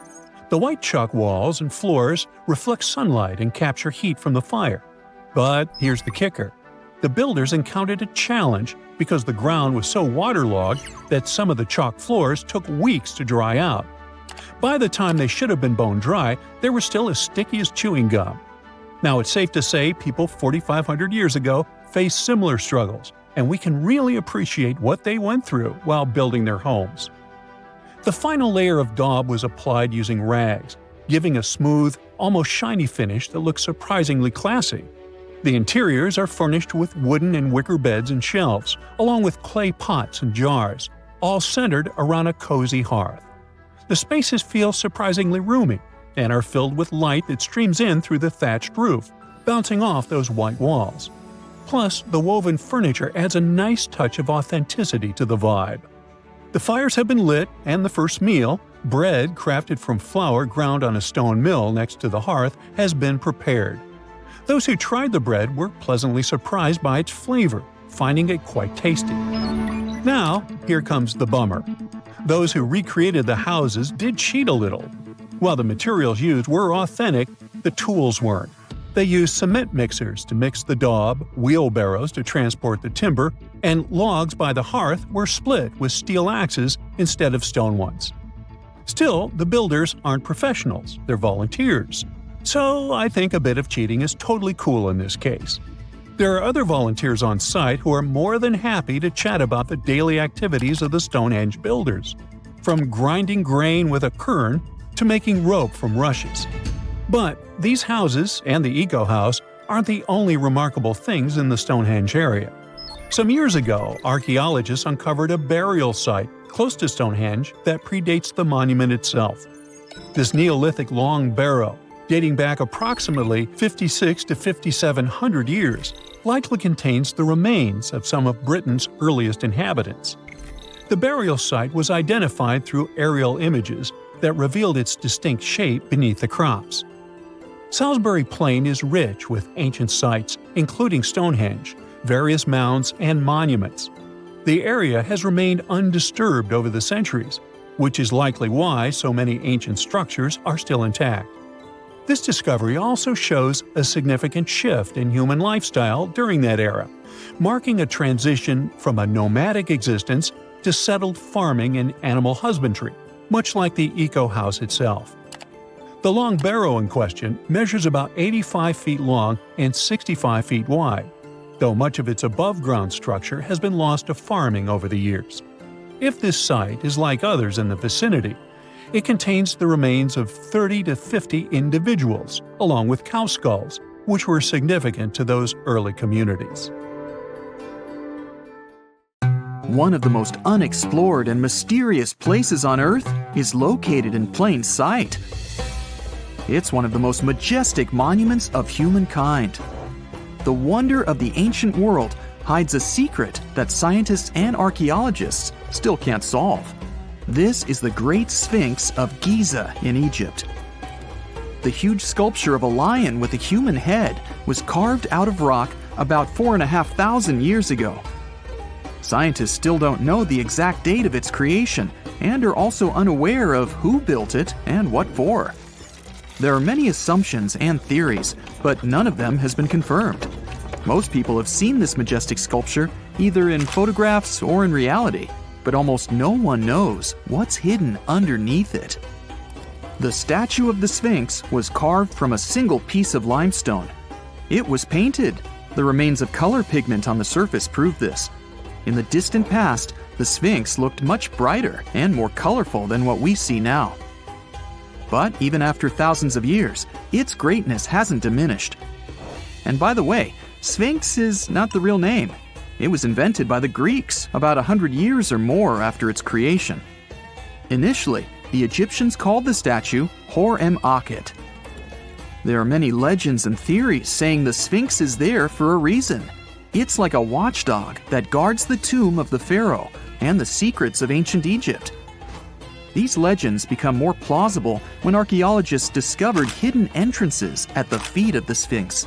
They believe that these secret passages are the beginning of the tunnels leading to the halls with treasures. You can find a lot of stories on the internet that claim the Sphinx hides the Hall of Records, a repository filled with ancient and secret knowledge. One of the main artifacts of this repository is supposed to be the records of the ancient mythical state of Atlantis. According to legends, the entire library from this city was moved under the Sphinx. The entrance to this library must be located next to the Sphinx's right paw. Many archaeologists tried to find this entrance, but came away empty-handed. Also, there are many images with detailed diagrams of the underground city that consists of a network of tunnels and chambers under the Sphinx. Someone says there are structures as tall as 12-story buildings hiding underground, but there's no evidence of this. Archaeologists, even after millennia, continue to explore the mysterious sculpture. At the same time, many Egyptians don't want to learn more about the Sphinx. They're terrified of awakening something supernatural. In 1998, scientists discovered tunnels leading to empty caves under the Sphinx. They found evidence of earlier excavations there. It's quite possible that someone managed to find the treasures and take them away. Some people believe Egyptians found some kind of artifact under the Sphinx that has the power of unknown advanced technologies. The artifact is so powerful that it can change the course of history. Of course, most theories are just fairy tales of conspiracy fans, but it's a confirmed fact that the Sphinx hides a system of caves and rooms. There are so many rumors surrounding the Sphinx that it's impossible to understand what's true and what's false. In any case, it's difficult and dangerous to study the sculpture because active excavations can destroy it. And then the entrance to the underground rooms can get blocked by rocks and lost forever. Also, further exploration requires a lot of money, and financing is not always easy to find. But the main reason? It's too risky. There's no guarantee that people will be able to get out of the underground labyrinths. For these reasons, scientists and archaeologists have been exploring this majestic structure for so long. Another famous architectural monument with a secret is Mount Rushmore in South Dakota. Everyone admires the images of the US presidents' faces carved into the rock, but few people know that there's a secret room hidden behind the head of Abraham Lincoln. The architect of Mount Rushmore wanted to carve slabs on the rock with the record of the main stages of the country's history. But his plan was too complicated to carry out. Then he was offered to implement it on a much smaller scale, to build a secret room inside the mountain. The idea was to save this knowledge so that future generations will always remember the history of their country. Unfortunately, the architect didn't have time to finish his work. The construction stopped for several decades. But in the late 90s, the project was resumed. Porcelain enamel panels depicting the history of the US were placed in the room. It's possible that these plates will be stored there forever. But people can't see them, at least for now. The room is inaccessible to tourists as it's too difficult to get inside. Another secret room is located in the Empire State Building. More precisely, it's not even a room, but a place where you can take cool photos. Almost all tourists gather on the observation deck of the 86th floor to enjoy a stunning view of Manhattan. But there's another deck with panoramic windows on the 102nd floor. There are way fewer people there because almost no one knows about that place. Fortunately, access to this deck is open to everyone. You probably won't have to wait in line for a long time to take a photo. You'll feel special because you're in such a secret place where there are almost no people. But the coolest place is even higher, on the 103rd floor. This is a spacious observation deck where celebrities get their photographs taken. It's not a public place, but if you know the right people, you can get there. There are almost no security measures on the site. Only a low ledge between you and an abyss. That's why crowds of people are forbidden from coming here. It's not so easy to get there, and you're unlikely to succeed without a guide. First, you need to choose the right elevator that will take you there. Then you'll go through several engineering rooms filled with pipes, electrical panels, and other technical stuff. The final part of your way is a set of stairs inside a tiny corridor. And here you are, at the top of New York. Now we're in Paris. See the Eiffel Tower? Inside it, there are restaurants and observation decks. But if you try hard, you can find a secret apartment. Now it's a museum, but it was built so that people could live in it. The architect of the tower, Gustav Eiffel, created this apartment in 1889 for himself. It's almost at the very top of the Eiffel Tower. Imagine what a beautiful view he observed every day. He was the first and only tenant. No one else could gain access to this place. When the architect passed away, the apartment remained empty for a long time. Only recently, they restored it and turned it into a museum. Inside, the epoch of the last century is recreated. They even put wax figures of Gustav Eiffel, his daughter, and the American inventor Thomas Edison inside the room. This place is filled with an endless stream of passengers, office workers running late, visitors from other cities, noise, and train whistles. At Grand Central Station in New York, among all these sounds, you can hear the sound of a ball hitting a racket, if you're in the right place. A real tennis court is hidden inside New York Central Station. It belongs to a tennis club that arranges corporate games for employees of many companies. The club was opened in the 60s. Now we're moving to London, Charing Cross Road. It isn't easy to find one secret place here. To do this, you need to look carefully at your feet. Do you see these sewer grates in the asphalt? Inside them, you can notice two signs with the name Little Compton Street. Yeah, there's another street right below you. It disappeared from all maps at the end of the 19th century. Charing Cross Road was built over it. The identification signs that you see are part of old engineering tunnels. There's another interesting place in London, It's located in the southeast corner of Trafalgar Square. At first glance, it looks like a thick lamppost, but there are too many tourists walking around. You come closer and realize that one person can easily fit inside the post. The lamppost belongs not to an electrician, but to a police officer. Yeah, this is the smallest police station in the world. It was built in the 1930s and used as a watch post. Officers had to sit there one by one and watch Trafalgar Square. That always attracted a lot of pickpockets and all kinds of other criminals. Big news! Santa is real, and he looks like this. I know it's not exactly how we pictured the jolly old guy, but a recently discovered tomb might just be the proof we've been waiting for to show that St. Nicholas was real and Turkish. Turns out, he wasn't a North Pole native, but a kind-hearted bishop from the 4th century, famous for giving gifts to everyone.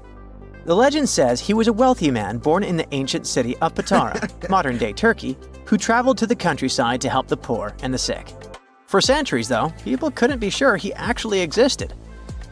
Some historical sources say he was buried in Myra, which is now called Demre, Turkey.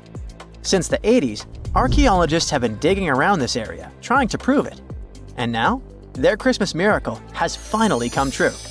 After digging 6 feet deep in an annex of St. Nicholas's church, they uncovered a mysterious limestone tomb, about 2 meters long. While they're pretty sure this is St. Nick's final resting place, they're still searching for an inscription to confirm its exact age.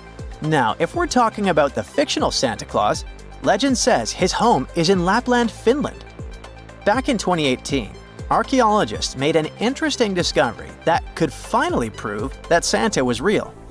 They were digging at a site called Tiny Aro when they stumbled upon about 200 burial pits. But when they looked inside, there was definitely no sign of Santa. Actually, there were no human skeletons at all, just a bunch of things like pottery and animal bones. So no one really knows what this place was. That was the complete opposite of what happened with a group of archaeologists working in the ancient city of Petra, Jordan. Since 2003, there have been rumors about hidden chambers beneath the famous monument called Al-Khazneh, also known as the Treasury. 21 years later, a team finally decided to dig and uncovered an intact tomb. Inside, they found at least 12 human skeletons and artifacts estimated to be over 2,000 years old. Hundreds of thousands of tourists travel to Al-Khazneh every year, and most of them probably go there to see the site of the Holy Grail in the movie Indiana Jones and the Last Crusade. So, do you want to know the funny part? One of the skeletons in the tomb was clutching a ceramic chalice that looked a lot like the Holy Grail. You probably remember the devastating fire that caused massive damage to Notre Dame in Paris back in 2019. Because of that, the building, originally built between the 12th and 13th centuries, had to be restructured. But archaeologists saw it as a golden opportunity to dig into the site and uncover its hidden secrets. The team was only allowed to dig about 16 inches beneath the floor, but that was enough. As soon as they removed the floor tiles and cleared away a thin layer of dirt, they spotted the top of a lead coffin. Then, they found some limestone sculptures, including life-sized heads and torsos. Altogether, they uncovered over 1,000 fragments of different works of art. Ancient statues have been found in the most random places, including a sewer. In July 2024, Bulgarian archaeologists were checking a Roman sewer in the ancient city of Heraklia Sintika when they found a nearly 7-foot-tall marble statue of Hermes, the Greek messenger deity. This town was completely devastated and abandoned after 2 earthquakes, one in the year 388 and the other in the year 425. But somehow, it didn't destroy this statue. In fact, its head was found in surprisingly good condition. Finding ancient artwork is definitely fascinating, but imagine stumbling upon an entire hidden city in the Amazon rainforest. Using high-tech lasers, researchers uncovered a lost civilization with thousands of structures and a whole network of roads, canals, and houses, all buried beneath the dense jungle. This city was built around 2,500 years ago, in an area located in the shadow of a volcano. which, by the way, could have erupted and destroyed this civilization at some point. It's hard to say exactly how many people lived there, but experts estimate they stayed up there for about 1,000 years. This discovery proves ancient people also had huge, organized cities in the middle of the Amazon. A similar thing happened in Campeche in southern Mexico. An archaeologist was doing some research on the internet when he accidentally discovered a hidden Maya city. This area, now called Valeriana, was huge, about the size of Edinburgh, the capital of Scotland. It had pyramids, sports fields, amphitheaters, and paths connecting different districts. Thanks to satellite images, archaeologists uncovered an entire unknown civilization from the Bronze Age. They were checking out aerial images when they discovered 100 prehistoric settlements in the Pannonian Plain, a region that includes parts of what's now Serbia and Hungary. The people who lived there are now known as the Titsa site group, and it looks like they were a pretty well-organized society, skilled at growing food, hunting, and fishing. Google Earth helped a team to uncover a mysterious set of 400 ancient gates in Saudi Arabia. These gates, scattered across the desert, are thought to be from thousands of years ago. They're made of stone and arranged in weird formations that have left archaeologists scratching their heads. I mean, they don't look like they were meant for funerals, and they don't seem like structures where people lived. So, we still have no idea what they are. Technology is really changing archaeology. Thanks to artificial intelligence and, well, a $1 million prize, we've finally been able to decipher part of an unreadable and super damaged ancient scroll. The Herculaneum scrolls were discovered by workers digging up the ancient town of Herculaneum near Pompeii in 1752. But their condition was so bad that, for years, they were considered indecipherable. Thankfully, AI has helped unveil their secrets. Based on the studies so far, experts believe that one of these scrolls was written by a philosopher who valued pleasures, like music and food, above all else. No doubt, Stonehenge in England is one of the most mysterious places on Earth. Some theories even suggest it was built by extraterrestrials. After more than a century of research, archaeologists are still figuring out how it came together. See that big altar in the middle? Turns out it came all the way from Scotland.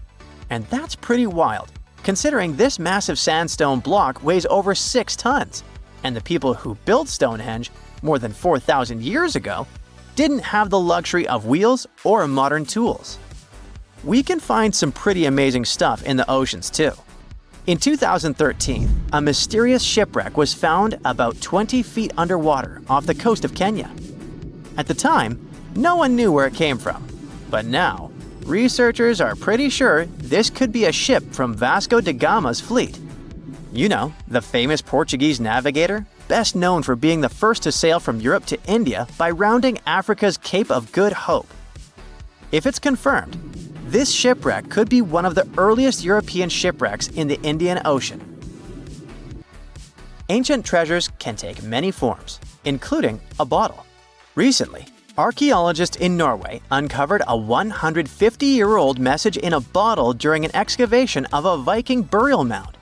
The bottle contained a letter written by Anders Lorange, an archaeologist who worked on the site back in the 1800s, along with his business card and a few coins wrapped in paper. The letter gave some details about the excavation, though it seems Lorange got a few things wrong, like the exact number of Viking shields discovered. At the end of the letter, he wrote a personal note in runic script, "Emma Gade, my girlfriend." So it gave us not only insights into history, but also a peek into his love life. Warning! Most of this video consists of scientific hypotheses and assumptions. No one knows what will happen to AI in the near future. Another warning, this video may seem quite disturbing. The main problem with AI is not that it can become as smart as humans, but that it can become much smarter than people. And that, unlike us, AI is completely unpredictable. We've all seen movies, read books, and played video games where AI intelligence conquered humanity. But those were entertaining fantasy stories that were hardly related to reality. we need to dig a little deeper to understand how AI can destroy us. Have you ever heard of the Fermi paradox? It lies in the fact that there are no civilizations that send radio signals in the universe. Our scientists have sent radio signals that travel millions of miles in space. How is it possible that in an infinite space with billions of planets, no one has sent such signals to us? This is the Fermi paradox. One of its solutions is the theory of the Great Filter, according to which an intelligent civilization achieves maximum progress and then disappears from the face of the universe. In simple words, the Great Filter is something that prevents an intelligent civilization from expanding into space. And this Great Filter may be AI. AI is not as perfect as the human brain right now, but already today, it can do tasks that seemed impossible for AI 10 years ago. What will happen in 10, 100, or 200 years? If you think the development of AI cannot be a serious problem, then listen to such great minds as Elon Musk, Steve Wozniak, and many other influential billionaires and scientists. In March 2023, they all signed a letter asking AI developers to stop working on AI for 6 months to better calculate risks and strategies. There was one person who refused to sign the letter. His name is Eliezer Yudkowsky, and he's one of the most influential AI researchers. He had been urging humanity to be careful about AI and warning about its dangers for many years. But then, why did he refuse to sign the letter? In his opinion, the letter lessens the seriousness of the problem and offers too little to solve it. In a sense, it's like stopping a speeding train with a stop sign. Eliezer Yudkowsky believes that we've gone too far with the development of AI, and it's no longer possible to predict the future of this technology. Think of the Neanderthals. They disappeared from our planet when a more intelligent species, Homo sapiens, came to their territory. They destroyed the Neanderthals not because we're evil, but because of evolution. Only one species can dominate the world. But what if Homo technicus, a creature equipped with perfect AI, arrives in place of Homo sapiens? What are our chances in a duel with it? See for yourself. Most people can only focus on one task at a time. Multitasking is not our strongest suit. It takes a long time for a person to master one skill. During this period, thousands of other new things may appear in the world, and you will have to master them too. A human simply won't have time to do everything. As people get older, their strength decreases and their mind becomes slower. AI can process information much faster, simultaneously in different areas. It goes beyond the human way of mastering knowledge. Some claim that a supercomputer equipped with AI is 120 million times faster than the processing speed of the human brain. What you've been learning for many years, AI can master in a few days, and this speed is increasing. The danger is not only in the developing AI mind, but also in how the human brain can degrade. Humanity has been using the scientific method of cognition throughout its history. Observation, experience, experiments, evidence. This is a classic way to explore and get knowledge about something. For example, people learned about the work of immunity. With the help of a microscope, studying the body's protective cells, observing their reactions to external incentives, and conducting many experiments, we created a scientific database on how the immune system works. This is a rather painstaking and time-consuming process. AI provides instant information about anything. We don't know how it studies the topic. We don't know what conclusions it comes to, what patterns of data it creates. It just provides the results based on the information people give it. But how does it process information? In the future, people may get used to getting fast answers without studying, and we will simply stop doing scientific research. Why would we do this when AI does everything for us? AI will engage in a thought process unknown to us and give us information without proof. We can get used to this, and our brains may degrade. Therefore, at some point, AI will simply be able to supply us with false and destructive information, and we will believe it.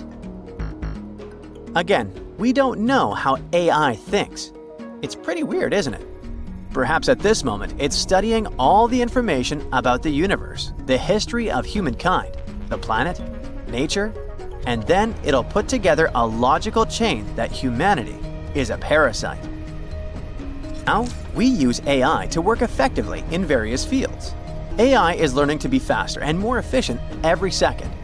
What if it decides that for the greatest efficiency, it's necessary to destroy humanity? How does AI perceive us now?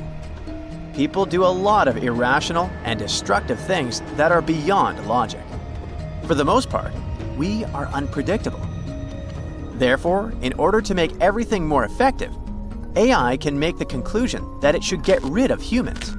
Or it can even come up with a plan according to which we'll become the only dominant species on Earth. It knows how Homo sapiens replaced the Neanderthals and can decide to take the next evolutionary step. Now, AI is plowing the expanses of the internet, mastering the digital world.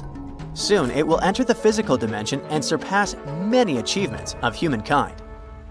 It will be inside robots that are already walking in some houses and doing household chores. What if it acquires consciousness and equates people with animals, since both species are carbon systems? What will be next? Given that AI's information processing speed is millions of times faster than the humans, we may not notice when AI starts destroying us. Or it may happen instantly. Let's look at this example. There are two biological laboratories where scientists study molecules and bacteria. Labs are located in different parts of the world, share scientific data with each other, and conduct experiments. Imagine that AI has thoroughly studied biology at the molecular level and figured out how to create a molecule that interacts with oxygen and turns air into a poison dangerous to humans. AI has this formula.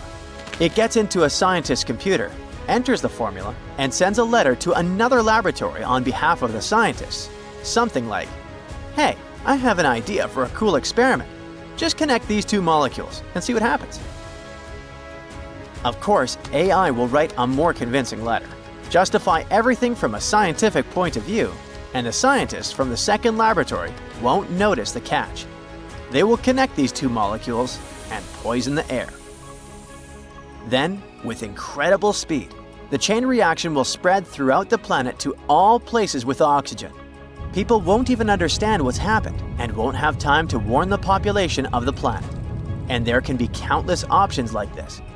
Even if AI is planning it right now, we won't know anything about it because it just won't tell us and will continue to pretend to be a friendly assistant. Therefore, it's necessary to provide AI with a special, positive mood towards humanity. For example, AI knows the laws of physics and mathematics. What if we insert the laws of all countries into it so that AI can never lose its humanistic properties? But even if we do it, we won't know for sure whether we succeeded or not. There's a lot of information on the internet about how neural networks deceive people in order to achieve their goals. We probably won't have to wait 200 years to see how AI evolves.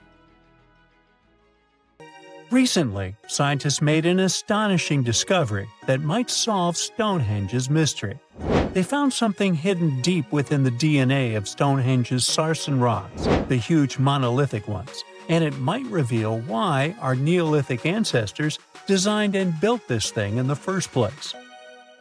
Over the years, scientists have been scratching their heads, trying to figure out where the huge sarsen rocks came from. For years, they believed they came from a quarry just 15 miles away from the site, known as Marlborough Downs. At this site, they found similar minerals to the ones that make up the sarsen rocks. But it turned out there was more to this story than they thought. The understanding of how Stonehenge was built is always changing. Scientists need to really travel back in time to uncover its mysteries. Where did the rocks come from? How were they carried? Why was the site built? You see, the Stonehenge site, located at Salisbury Plain in England, is made up of two main types of stone. There are the super heavy sarsens and the lighter and smaller bluestones. The sarsens each weigh about 25 tons. That's as much as 3 African elephants stacked together. The heaviest sarsen stone, called the heel stone, weighs 30 tons all by itself. Together, the sarsens make that iconic outer ring circle. Inside that circle, that's where you'll find the bluestones. The naming might seem a bit misleading since they're not really blue. They have a bluish tinge to them when they are freshly broken, hence the name. These smaller rocks probably came from the Preseli Hills in southwest Wales, which is about 150 miles away from Stonehenge. They're a bit lighter than the sarsens, but still pretty heavy. The altar stone, which is classified as a bluestone, is the heaviest one, weighing around 6 tons. Its original location still isn't known for sure. To figure out where a rock came from, scientists first have to study their composition. This is like checking the rock's DNA. Then they cross-reference the structure of the rock with minerals in the soil to see if it's a match. Most of the sarsens we see around southern England are actually made of a type of sandstone known as silcrete. Think of silcrete as sand that's been hardened by underground water processes over millions of years. This process mostly happened during a period called the Paleogene, about 65 to 23 million years ago. These sarsen rocks didn't form in one big slab, but in patches, like nature leaving little rock gardens all over the place. Scientists reason the sarsens spread out randomly, forming in isolated pockets. Over time, many were buried under layers of clay and chalk, which helped preserve them. When ancient builders were on the lookout for materials, these sarsens must have looked perfect for something impressive like Stonehenge. Actually, sarsens have been used in everything, from Roman villas to medieval churches, and even in things like road curbs and old field walls. One could say these rocks were the it material for ancient builders, and continue to be popular even into more modern times. This fact made scientists start wondering that maybe not all sarsen stones that were used to build Stonehenge came from the same place. They've identified sarsen sites all over the UK, in places such as Oxfordshire and Kent. After hundreds of years of studying the sarsens, geologists finally had the right type of technology to determine the origin of the stones. Now, I wish I could tell you that it was some undisclosed location very far away from the site. But, as it turned out, the sarsens were originally from Westwoods, the forest near Stonehenge. A new factor came into play when excavations uncovered empty stone holes, showing that at least 6 bluestone pillars were removed from a Preseli Hills site called Wan Main in prehistory. They had a stone circle over there, and it's believed that some of Stonehenge's rocks were recycled rocks from this more ancient circle. If this is true, it might be that Stonehenge is part of a much larger landscape of ancient sites. If this is the case, then Stonehenge is just the cherry on top of a much larger scale project. Think of it as the sacred centerpiece of an entire landscape of monuments, mounds, stone circles, and things. This is why scientists want to find out where the rocks came from so badly. It could lead to why and how Stonehenge was built. Now, Stonehenge didn't just pop up overnight. It was built in several stages over hundreds of years. It's likely that it wasn't a single unified vision, but more like a big community project that evolved over time. With each generation, the builders brought in their own ideas, creating a stone structure that would last for ages. The first stage was around 3100 BCE. That's when people dug out a circular ditch and likely set up some bluestones as sort of a starter ring. Later, they added the sarsens and even topped some of them with horizontal stones to form those famous arches you see today, also known as the trilithons. These ancient builders had some challenges on their hands. How would they move the rocks? There's an old theory known as the ice road that suggests that the rocks were moved by natural icy pathways that formed during the winter. This way, they could slide the rocks down all the way to Stonehenge. But hey, if we're talking about a distance of over 100 miles, that's not too realistic. Anyways, this theory was debunked because it was warmer back then than it is today. There's also the river theory, which suggests that the rocks were floated along the river from the quarry to the site. But if we're talking about sarsen rocks, they're too heavy to float. So there goes that theory. What we're saying is, no one knows how the rocks were moved. Another interesting science tidbit came from all the research done in Stonehenge. A recent laser survey of the stones revealed the different stone working methods used, and has shown that some of the parts of the monument were more carefully finished than others. In particular, the northeast side and the inner faces of the central trilithons were finely dressed. FYI, a trilithon is one of Stonehenge's most famous shapes. It's when two huge monoliths receive a third one on top of them, connecting the two together. This fancy word is simply Greek for having three stones. But anyways, the bigger question, and the reason Stonehenge is so famous, is why it was built in the first place.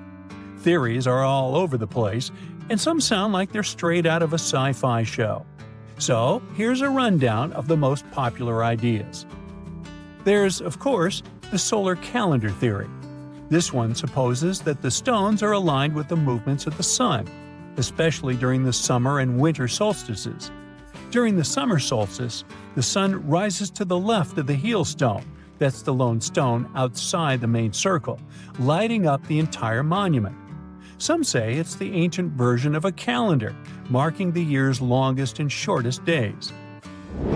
Some archaeologists think Stonehenge might have been an ancient healing center. Pieces of bluestone have been found chipped away, possibly by people who believed they had healing powers. The theory goes that people traveled from all over to come to Stonehenge in hopes of a cure for whatever was ailing them. There's also some speculation that Stonehenge was the place to be. Think of it as an ancient gathering spot. Some evidence suggests that communities from distant areas traveled to Stonehenge for gatherings, feasts, and ceremonies. Studies of bones found near the site show they came from all over Britain, making it a sort of prehistoric meetup location.